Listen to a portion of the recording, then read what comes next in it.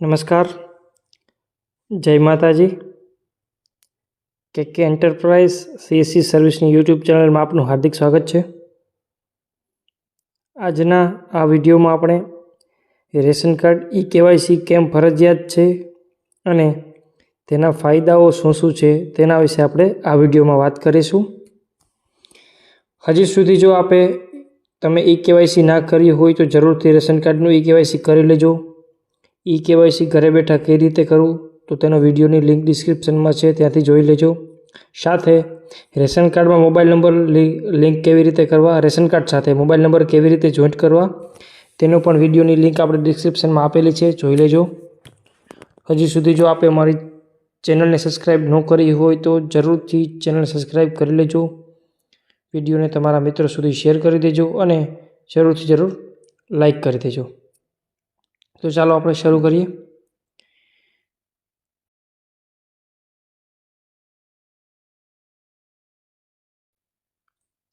પ્રથમ પોઈન્ટ છે ration card KYC કેમ ફરજિયાત છે. તો તેના અમુક આપણે પોઈન્ટ જોઈશું.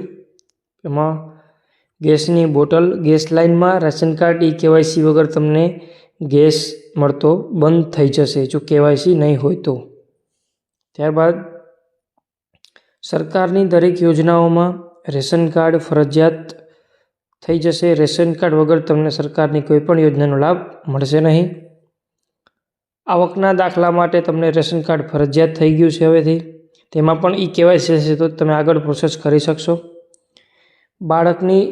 બાળકની શાળામાં નવા એડમિશન એટલે કે રાઇટ ટુ એજ્યુકેશન યોજના છે તે અંતર્ગત પણ રેશન કાર્ડને ફરજિયાત કરવામાં આવ્યું છે. એમાં કેવાયસી ફરજિયાત છે. વિધવા સહાય, વૃદ્ધ સહાય, કુંવરબાઈનું મામેરું, વિદ્યાર્થીઓની સરકારી શિષ્યવૃત્તિ સ્કોલરશીપમાં રેશન કાર્ડ ફરજિયાત છે અને સાથે તેમાં કેવાયસી પણ ફરજિયાત હશે. જો કેવાયસી હશે તો જ તમે તેના માટે અરજદાર લાયક ગણાશો. આયુષ્માન કાર્ડ કઢાવવા માટે પણ રેશન કાર્ડ કેવાયસી ફરજિયાત થઈ ગયું છે.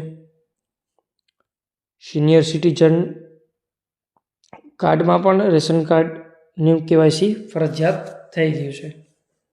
હવે નોંધ આપણે એક જોઈએ કે રેશન કાર્ડને ફરજિયાત બનાવતા અનેક સરકારી તથા અર્ધ સરકારી કાર્યોમાં જરૂરી પુરાવા તરીકે રેશન કાર્ડ ફરજિયાત રજૂ કરવાનું રહેશે. રેશન કાર્ડ કેવાયસી કરાવવાની છેલ્લી તારીખ 31/12/2024 છે. હજી આપણી પાસે 1 મહિનો છે. હવે આપણે રેશન કાર્ડ કેવાયસીના ફાયદા જોશું.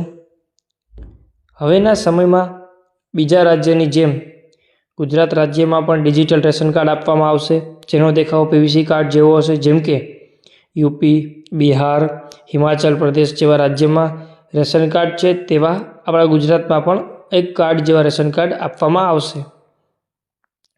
બીજો એનો ફાયદો એ છે કે જે ડમી રેશન કાર્ડ હતા એ બધા બંધ થઈ જશે. હવે આમાં ઘણા રેશન કાર્ડ એવા હતા કે જે NFSA અંતર્ગત હતા, તેમને રેશનનો માલ પણ મળતો હતો પણ તે ડમી હતા.